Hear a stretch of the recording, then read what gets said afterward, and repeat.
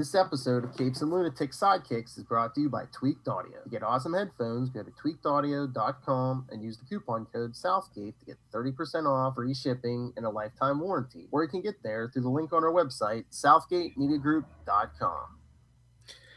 Hey, what about that Spider-Man 2 movie? Yes, what about that Spider-Man 2 movie? I'm just going to say it's the best movie in the franchise. Yeah. All right. Editing. Okay, go ahead. No, just that's it. That's a statement. Period, exclamation point. Best movie in the franchise. Ooh. Sony franchise. Okay. I could see that, yeah. You learned your lessons from one. It's not 3. Yeah, I mean, think about at the time, like, people really did praise this movie. The thematics between the hero and the villain makes sense. There's a lot of reflective hints of things going on. We get to see actual Peter Parker. Yeah. Living a life like what it could be had he not been bit by the spider. Yeah, I mean, that was kind of weird, though, that he was just like, oh, I wish my powers, or, mental block. He's suffering from post-traumatic stress. He can't perform. He killed his best friend's father. He had to give up Mary Jane. And just being a superhero should give you post-traumatic stress in this realistic situation. I know, but I mean, the whole point of it is he's like, oh, I can't be with you if my enemies ever found out. But meanwhile, between the first movie and this movie, she's been kidnapped twice, and I guess that's the cliche, and that's the beauty of early 2000s superhero movie, is that they weren't afraid to lean into the cliches. Cold, wet, hard nipples. Fun fact, where he leaves his suit is the same. That alley is the same alley where he kissed Mary Jane. And also, it's an iconic homage to, Spider-Man No More, issue 50. Oh, of course, Amazing Spider-Man. So it's just like, all these little nods just make it fun and cool. And I'll never poop on this movie, ever. 1 deserves it because just the swinging mannequin alone is like... Yes, I know. And 3, we'll get there, whether it be commentary or just a review. It has to be commentary. Come on. Whatever the people decide. I know. Send your emails. capesandlunatics@gmail.com. Throw up a poll. Who cares? But do you like this Dr. Octopus? Because, he was a pretty nice guy before the accident. I like Alfred Molina's portrayal of it. I do. I honestly, if you think back to that time, who else could have actually played him? I thought the physicality was pretty cool. Oh, yeah. That it kind of sort of matched. Mm-hmm. Very 1950s weightlifter. Which he even said in an interview, I think. It's Doc Ock, Yeah. And the whole thing with his wife, and then I love, not to jump ahead too far, but I love the scene with Peter and Octavius and his wife having dinner, and it's this sad reflection of something that Peter can never have. Oh, yeah. And I love Smart Peter. I mean, not like Spider Car, I own $1 billion company, Smart Peter, but I like Smart Peter when he uses his brain. A student of the sciences. Exactly. So, like I said, this movie hits on all the particular check marks that I like to see in my Spider-Man, other than the fact that it's played by Tobey Maguire.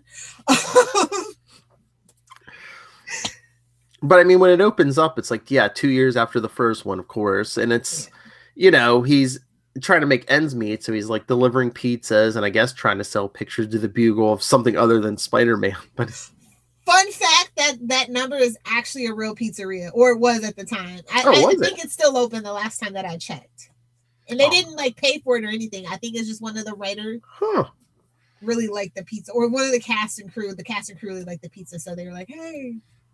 And if you had the spider powers, why wouldn't you web swing every time to deliver the pizza? I mean, yeah, you got to change your clothes again, but still, I mean, if you can get there faster, wouldn't the boss be like, man, you're my best employee? And well, selfish gain too, Yeah. Personal gain, He's trying to have some morals here, Philip. No. Great power comes great responsibility. Okay? You need money. The last time he used his powers for money, Uncle Ben died. Do you want Aunt May to die? Because that's how Aunt May dies.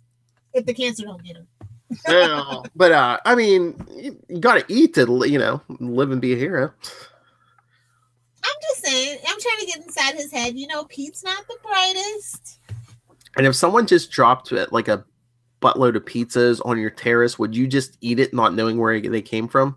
No, but it's New York. You put worse thing in your mouth in a fancy restaurant, honest to God, as somebody who's lived there before. Phrasing. Maybe. Are we talking about the food or how to get the food? The food, definitely the food. Okay. But no, I like the great effects, like the arms. Yes, that was all practical. Like I thought that this photorealistic CGI came a long way in the 2 years between the movies too. Yeah, but I never looked at those arms once, even in the middle of a flame. Like, oh, that looks so fake. Exactly. Well, they had like I said, it was a practical effect, and each arm had a grip that controlled it. And I don't know if you know that, like, Alfred Molina actually named his tentacles Flo. It was Flo, Mo, Larry, and Harry. Huh. Well, and the reason why he named the one Flo is because it was a female grip that controlled that particular tentacle. Oh. Yeah. I know a lot of random facts about this movie. All right, maybe you can answer this. This is why I wanted Charlie Esser here, because you get a big, long explanation. But if the arms are, like, plugging directly into his brain, why does he need an AI? I think they were trying to do something from the comic book and not really thinking it all the way through. Maybe. But also the AI was maybe like it was supposed to be like the buffer between him and his brain. So what happened so that the tentacles couldn't control him? Yeah, but I'm saying, why do you have to have anything there? Why can't you just have the, or I know it was a plot point so they could explain why he went evil, but I'm just like, well, just put no AI or nothing there just so, maybe improve response time or something. Or now here's the funny thing: the what is it? The tritanium or whatever he's using is actually a real substance in real life. It's not. Oh, is it? Yeah, it's not like for Yeah. And all that. I was gonna say, I just adamantium and fake adamant. Anytime they said it, I just heard, bring me the vibranium. Yeah, no, it's an actual real thing, which I thought was pretty cool. I don't think that it does the same thing that it's supposed to do in the movie, but it's the actual real substance out in the real world.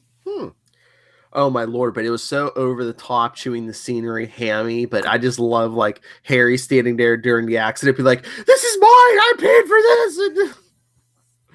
It's James Franco. What do you want? What do you want? I know. Oh God, just James Franco. But Sam Raimi, I appreciate his direction. Oh yeah. Of all three of these movies, to be honest. But I think that, did you know that the finale scene was actually something that they shot first and it took 8 days to film? Oh no. Yeah. And it won the Academy Award for Best Visual Effects that year. It was also nominated for Best Sound Mixing and Best Sound Editing. What else did it win? I was gonna say effects were good, especially for the time it was made. Yeah, and then it won a ton of Saturn Awards, including Best Fantasy Film and Best Director for Raimi. I was so happy for him back then. I mean, these were probably like some of the best fight scenes out of any of these movies, in the bank and on top of the train. Now, do you know, I enjoy this script, but I don't know if you, like, I never really thought about why I enjoyed this script and why I saw so many similarities. But do you know who wrote this movie? No. Okay, it was Alfred Gould and Miles Miller. Okay. Smallville. And then they also had help from Michael Chabon, which he did like a lot. He does a lot of like short stories and stuff. Mm-hmm. Okay. So, yeah, I was just like, oh my God, like I totally like thinking back about it. I was like, this is why I like it. And that's why like it seems so grounded and he's so nerdy and the whole thing. So when does Mary Jane become a witch? I mean, season 3.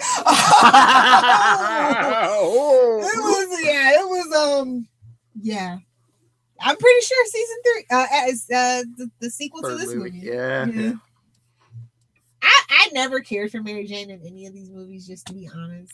Well, she just seems very superficial. Yes. And in a deleted scene, I don't know if you remember it, but it's like where she goes to meet Jameson with his son, and they're in the strip club. Wait, what? A gentleman's club or whatever it is. They're somewhere and they're having, and they're, he's thinking this thing about like, well, she did date Harry. Is she after rich men? And they talk about Spider-Man, whether he's a menace or not. And she's like, the world's a better place with him in it. No.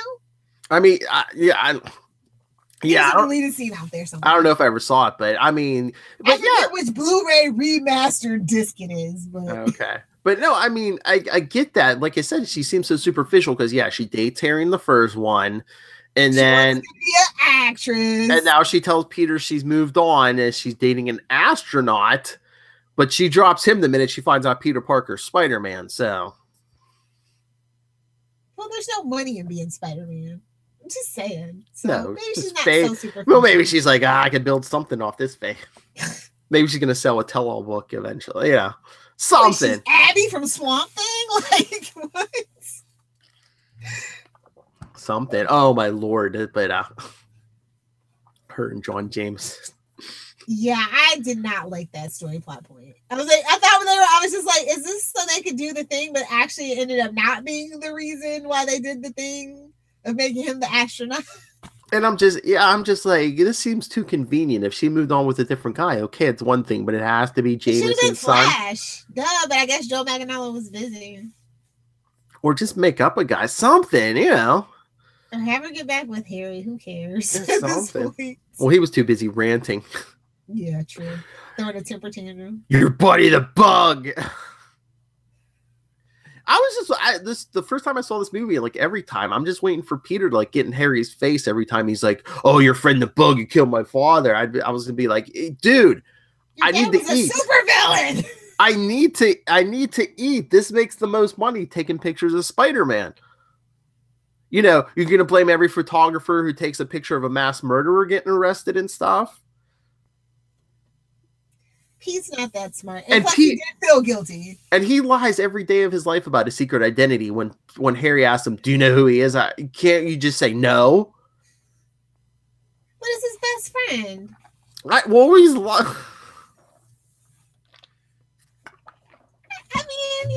I know, but it's... Oh, another fun fact. Rosemary Harris did her own stunts. Nice. BAMF. She took a header off that building. Yeah. Alfred Molina actually had to be tricked into doing his own stunts because he didn't want to take money away from like actual stunt people. Oh. I thought that was really cool. Rosemary Harris did her own stunts and got a free toaster. Meanwhile, Tobey Maguire he did some of his own stunts, but I think the one where he lifts the car is the one that they actually used over the stuntman's take. Oh. Yeah. That's another cool scene too, is when they're sitting in that coffee shop and he throws the car through, Doc Ock throws the car through the window. That was cool. That's like iconic, actually. I think, of course, because into everything that's iconic about these movies, Into the Spider-Verse used. And I thought that was really cool. Just the tire going past his head. Yeah.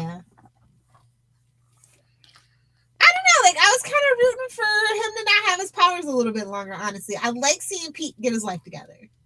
I don't know if that's just me. Well, again, at the time they made this movie, and, this was like almost a little over 2 hours. It's not like these days we're like, yeah, we'll put out a 3-hour movie. They needed to get or damn near 3, like Aquaman looking at you. Yeah. Like I'm gonna tell you, Aquaman, I was looking at my watch like more than twice. This is still in the age of, we can't do a superhero movie more than like a little 2 hours. So we got to get the point A, point B, get it. Yeah. But no, this story actually had a lot of depth. And like I said, I really enjoyed that they went in through the thematics of it all. Mm-hmm. And that definitely has a lot to do with Alfred and Miller, because they were all about thematics when it came to Smallville. Like each episode, literally, and then tied back and then wrapped up in a nice, neat little bow, just like this movie. All right, here's a question for you. What did you think about the scene on the train when, he doesn't have his mask on and the people are just like, oh, he's just a kid and we won't tell, Well, you have to remember, this isn't like 2019 where everybody has a camera and I know. Crap about nobody. But I mean, to be fair, New Yorkers do stick together in big tragedies. It's a proven fact. So. I enjoyed that part of the story. I like the heartfelt moment and everything, but it's just like there's not one scumbag on that train who's going to be like, I saw who Spider-Man is. Well, it'll be like Batman, The Dark Knight. You pull up to the guy in your black Ferrari or Lamborghini, and you go. Wait, so you mean the whole, so you think the identity of, you're going to threaten one of the richest men in the world who, if you're right, goes out nightly and beats on people. This is the person you want to threaten? Blackmail? Okay. I mean, I'm just saying, but no. It was a sentiment, but like if it was made in 2019, that scene would be unbelievable. But you have to remember this movie was made in 2004. So yeah, not too long after 9/11, when New Yorkers were still sticking together, he was saving the city. He saved those Boy Scouts that one time. Yeah, earned a little bit of credit. But yeah, that's that's one of my favorite scenes. It's also one of the most iconic scenes in the whole franchise, and it's nicely shot, nicely done. Elizabeth Banks actually got 30 seconds with Tobey Maguire this time, so.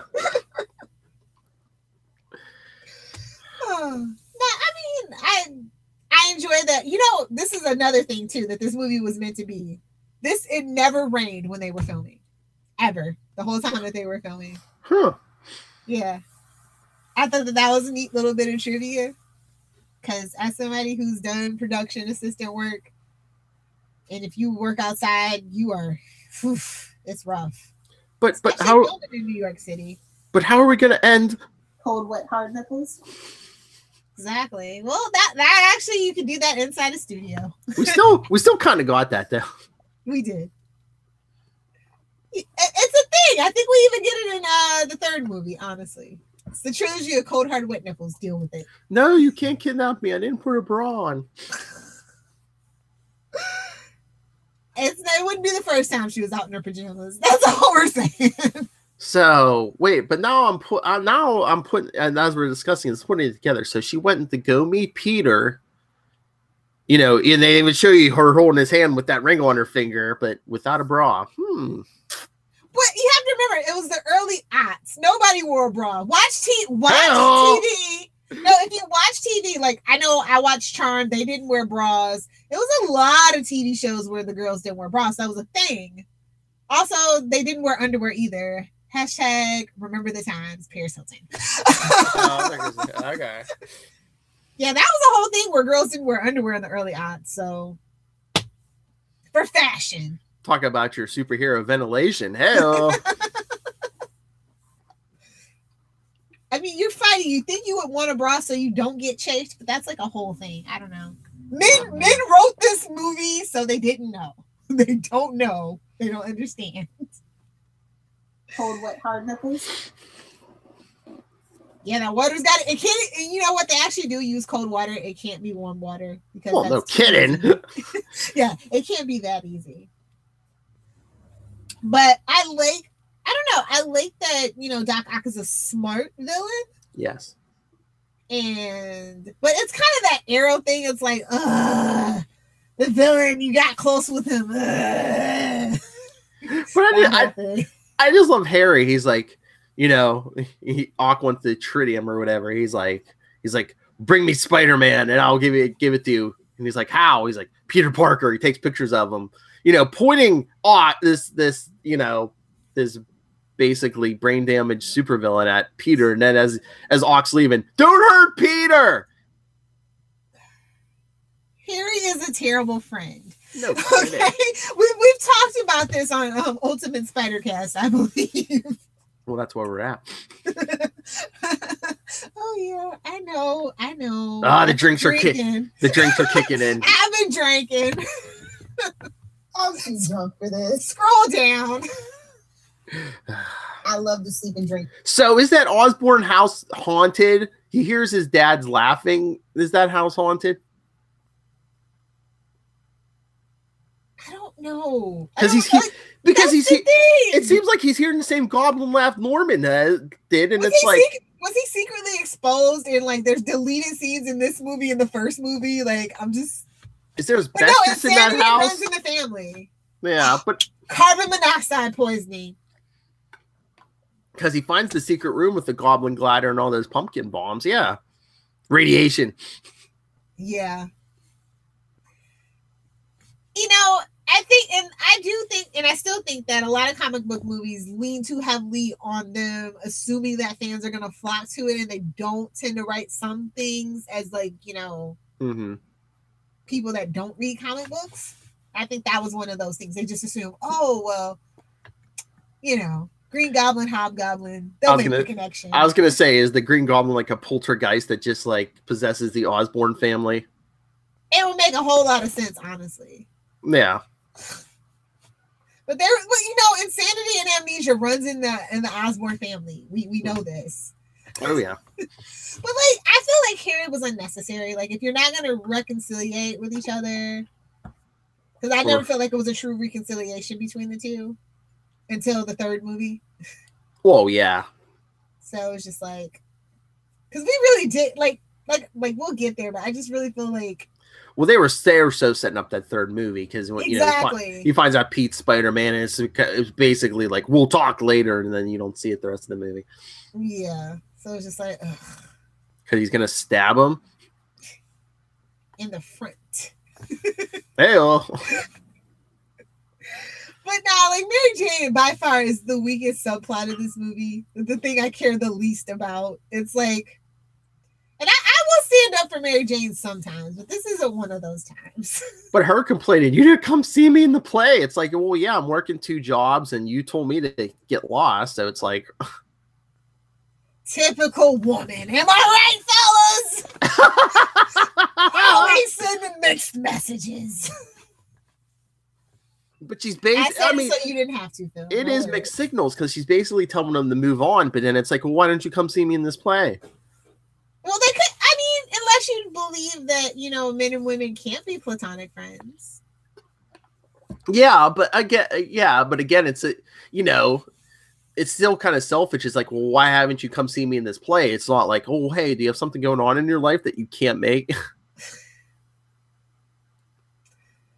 Yeah, I get it. Like I said, I will not stand up for Mary Jane in any of these movies at all. Pete's too good for her, damn it. Yes. Who stands up for Mary Jane? Cold, wet, hard nipples. All the fanboys in the back. I just want to say it's really funny that Pete goes to Columbia University, and of course, this is Columbia Pictures, Sony subsidiary. Just gonna throw that out there. Branding. Like, this was the scary part when everybody was thinking that Jake Gyllenhaal was actually gonna like replace Tobey Maguire because of his back thing. I think about it every time after he lands on the car and goes, "Oh, my back." Like, every time I'm just like, "Oh, we almost had a close call with Jake," and now Jake Gyllenhaal is freaking whoever he is. Maybe that was real. They just kept the camera rolling. Maybe, who knows? I'm back. But yeah, so I just never really dug how he turned evil though. Like, that's my only, I think. Who, Doc Ock? Yeah, that's my only gripe with the movie. You know, it wasn't of his own free volition. You know. Yeah. And that sometimes that makes you sympathetic. Other times it just seems like lazy writing. I mean, unless you could say, you know, the inhibitor chip breaking plus the death of his wife, you know, combo. Because say the wife hadn't died, the inhibitor chip breaking might have not done it, but it was kind of a combination of events. I get it. But shouldn't he have wanted to kill Harry? You think? Although he was, he really wasn't going after anybody. He really just wanted to finish the experiment. But I do like how Peter uses his relationship with him to kind of... At the end, yeah. Yeah, like, I thought that was kind of powerful. A powerful moment. So I was just like, oh. And it kind of gives you a reason why Doc Ock would rob a bank. Exactly. Here's your change. And of course, this also facilitates Mary Jane seeing Spider-Man's true identity. So, two birds, one stone. Hi. Like she wasn't starting to suspect. I don't know. She's kind of dumb. Mary Jane is super dumb in this. I guess the only way she can get turned on, she was like telling John Jameson, no, put your head back so I can kiss you upside down. That is an awkward, uncomfortable way to... Ugh. Can you wear this Spider-Man we're not even talking about the guy who finds the suit. Oh yeah, the garbage man. Oh my God, he tries to sell it to Jameson. He goes, I could get more for that on eBay. Of course, as you would know if you listen to the live commentary, 4 suits were stolen from the previous one, and they found the guy. It was like a security guard, and they were going to try to sell it on eBay. So that's what that's kind of a reference to. But yeah, I just love Jameson. He's like, he's like, I defeated him, and then he's just like, basically lost his purpose without Spider-Man until Peter steals the suit back. Also, I do like the subtle changes of the suit. From the first movie to this movie, the colors are bolder. The lines on the spider emblem are like a lot more sharp and elegant. And then also you can tell that the eyepieces are like removable now. And then like he's got a better helmet underneath the spandex, and then the muscle pieces too look like they're separate because he seems like he could move better. Yeah, I was gonna say that improvement was probably so they move better. Yeah. So yeah, it was neat. It still looked like something you buy at Party City, though. I'm just not gonna lie. 2004, Lilith. At least it wasn't black leather. True. You're right. Dark times, bro. We have lived through some dark superhero movie times. I was gonna say, kids don't never know what we went through. At least there wasn't nipples on the suit. Cold, wet, hard nipples. Are you trying to give me post-traumatic stress flashbacks? I didn't say Schumacher, did you? The bet credit card. Oh God, and ice skates. Oh, okay. Moving on. So the end of this movie is kind of weird, though, right? Like where he stands with everybody. Oh my Lord! Just Mary Jane running through the park in her wedding dress. Yeah, I was like, this turned into a Julia Roberts movie. Somebody hold me. I'm scared. I'm telling you, that she dropped the astronaut as soon as she finds out Peter Parker's Spider-Man. Definitively, she's like, sorry. She leaves him at the altar. Rude at the altar. At the altar, you couldn't tell him like the night, at least the day before or something. So rude and embarrassing. With everyone there. Oh, she's a terrible person. Yes, she is. I just love Jameson. Tell her not to open the caviar.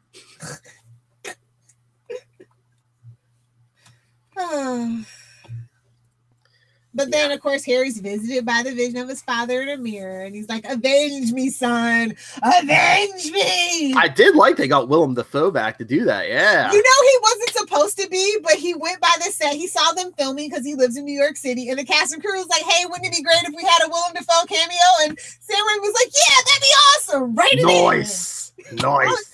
I mean, who refuses Willem Dafoe? Honestly, so. Yeah, that was pretty cool. Avenge me! And then, like, I don't know. It's like she abandons the guy at the altar, goes to Peter's apartment. They kiss. He hears the police sirens, and then all of a sudden, she's like, "Go help them." She deserves. Oh, she leaves her. She leaves Jameson at the altar, and he leaves her. Yeah. How you Not like permanently, though. How you like it? She loves it, apparently. When he comes back, she's like, "Tell me about all the asses you kicked." In your nice, tight spandex suit. Did anyone die? Yeah. Mary Jane is kind of a sycophant in this. I won't lie. But no, like I said, overall, this movie is an A. I mean, in the trilogy comparison, it's an A. I'd say at least these three and the Amazing Spider-Man movies. I mean, this is... No, Amazing Spider-Man gets its own grading scale. Okay. But I was going to say this might be the best live action out of those 5, maybe. You know, I honestly haven't seen the other 2, so I'll have to, until we have to watch it. What, Amazing Spider-Man? Yeah, with Andrew Garfield. I haven't seen those. Amazing Spider-Man 2 would be a lot better if they took a few things out, like Jamie Foxx. Yes, 2 turned into what 3 was. There was a lot of studio interferences, from what I understand. Too many villains. You got, like, a superhero is only as good as his villain. Yeah. So, you can't throw to me. You need to focus and we'll get there. Amazing Spider-Man 2, I mean, you could have taken Jamie Foxx out and basically it wouldn't be that much different. But he's Jamie Foxx. Yeah, I know. So, it's just like, yeah. But, I think I got to agree with that, but what we got another building on fire scene in this, just like in the last movie. Of course. I was just waiting for him to get PTSD, like, there's not a supervillain in here, is there? He's looking for the glider. Doc Ock didn't set this fire, did he? Comes wrapped up. he's not doing his impression of a kid, is he? Terrible. But no, there's a lot of callbacks and homages. I think this is my least favorite Stan Lee cameo, though. Oh, it was too quick, 2 seconds. I mean, it was basically... He was supposed to be the guy that said, hey, Spider-Man stole that guy's pizza. Oh, that would have been awesome. Yeah, but then they said it was something wrong, so they had to refilm it with an extra, and so we got what we got. Oh, it would have been great. What if he had been the secretary? Peter was delivering the pizzas, too. Oh, that would have been nice. Either that or he was like the head of the company. He should have stuck his head out and be like, hey, where them pizzas at? Oh, I also want to bring up the violinist that follows him around. There's a deleted scene where she actually Harry actually pours scotch on her, and he's like such a bitter a-hole. A Spider-Man. I love that. Oh, and my favorite musical wise, well, there's 2. Musical wise notes about this one is that, okay, so Dashboard Confessional did the main song for Spider-Man 2, and how they wanted to do it. They wanted them to do it. The only way we'll do it is if we get a pre-screening of Spider-Man 2. Nice. And then they wrote the song in 10 minutes. Vindicated. That's the song. Nice. Yeah, I'm gonna have the soundtrack. Yes. Yeah, this soundtrack's not that bad. But Danny Elfman and Sam Raimi actually had a falling out during this movie, and they wouldn't work together for another 9 years until The Great and Wonderful Oz, starring James Franco. Oh. Yeah. So yeah, I like Danny Elfman. I do, but he's no John Williams. Fight me, nerds. Oh, but the other scene I wanted to mention is just the emotional and physical punches Peter's took when he found out Mary Jane was engaged to John Jameson. That's the same exact time when Harry's slapping him around. Yeah. Should have given him the old Flash Thompson treatment. He actually likes Harry deep down somewhere. Oh, yeah. One day they'll reconcile and be brothers again in the comics. Well, I mean, they're kind of on good terms in the comic, but yeah, Harry's not in the comic right now. How long does that ever last, though? Yeah, I know. Harry so his amnesia wears off. But Dad, I don't want to kill Spider-Man. He's my friend. Oh, I don't know. It's a good movie. I think it still holds up personally for me. It's not the CGI is not that bad. Because now it seems like CGI is going in reverse. Where I was watching Transformers and I was like, this almost looks like a cartoon. Mm-hmm. In the middle of a live action movie. Are we going back to the Mary Poppins days? Is that what's happening? Oh yeah, those Transformer movies just look like 2 balls of tinfoil fighting each other. Bumblebee was much better. Effects wise and effects wise. Yeah, it still looks super animated though. Instead of photorealistic, it's starting to all look very animated. We're going in the wrong direction. But it looked better than the other ones, I think. Oh yeah, I mean that's not hard to do. Here's to a successful reboot of Transformers. Woo! All right. So is that it for our review?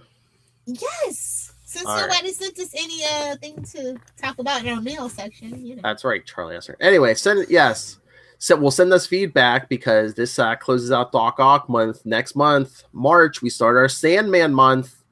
Mr. Sandman. So next week we'll be covering Amazing Spider-Man 217 and 218.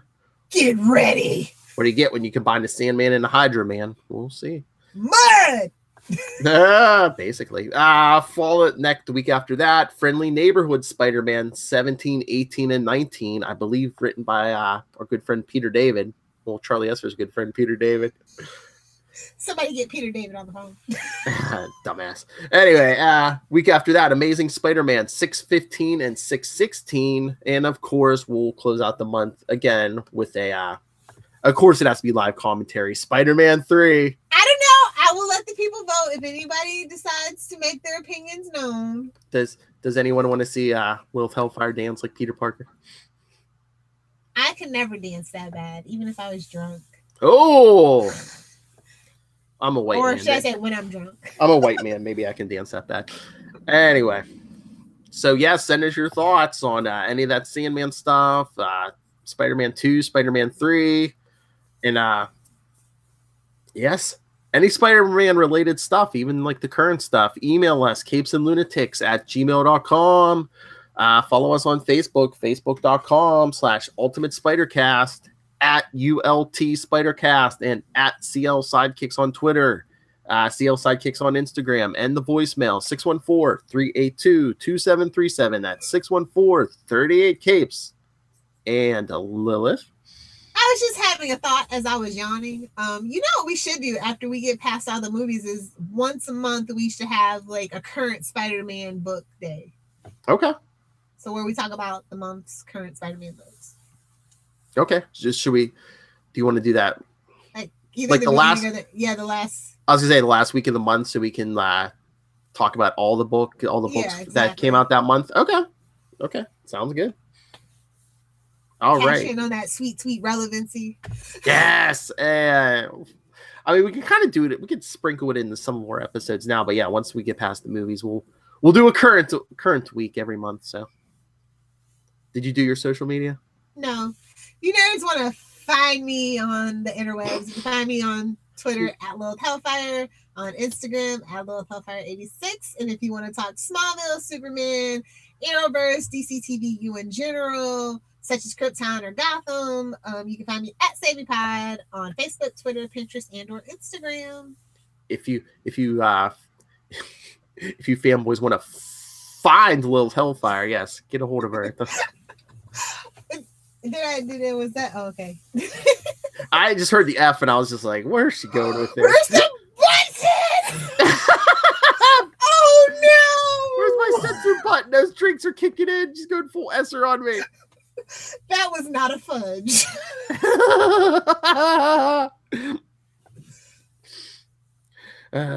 All right, everyone. Again, join us next time.